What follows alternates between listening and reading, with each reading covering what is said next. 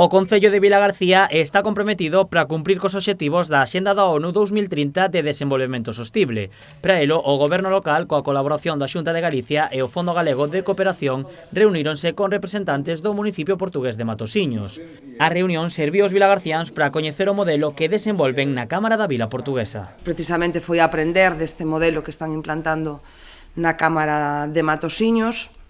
Para nós foi toda unha experiencia super gratificante, porque ademais, foi dun xeito moi didáctico, moi participativo, moi dinámico, incluso moi divertido en ocasións, porque a través da práctica realmente como mellor se transmite a información.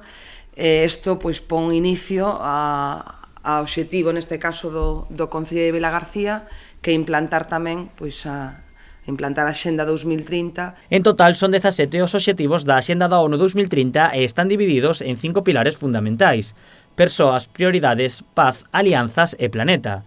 Dende o Fondo Galego de Cooperación destacan o papel clave dos concellos para cumplir co desenvolvemento sostible. Todos os obxectivos teñen metas que entroncan coas competencias locais e poden contribuir a que se xa unha realidade. De feito, en moitos deles veñen traballando, aínda que non lle poñan este nome, tanto cara ao interno dentro do propio municipio como uníndose en virtude do obxectivo 17, que é o das alianzas, en redes como o Fondo Galego de Cooperación e apoiar o seu cumplimento naqueles países máis desfavorecidos. Vilagarcía é un exemplo de concello que xa cumplía con algúns dos obxectivos, pero non seguía os nomes da Axenda.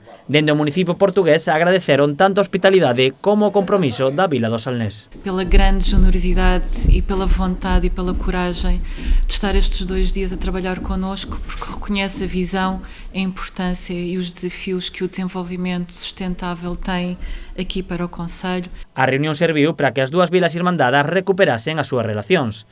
Ambos concellos xa traballan para levar a cabo proxectos conxuntos no futuro. O primeiro paso será unha visita do alcalde de Vilagarcía ao municipio portugués.